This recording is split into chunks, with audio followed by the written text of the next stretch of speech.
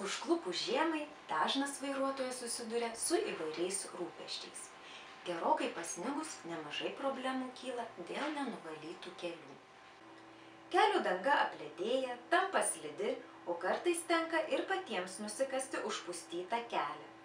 Dažnai tokius kelius vairuotojai vadina arba nepravažiuojamais, arba neišvažiuojamais keliais. O kaip turėtų būti iš tikrųjų?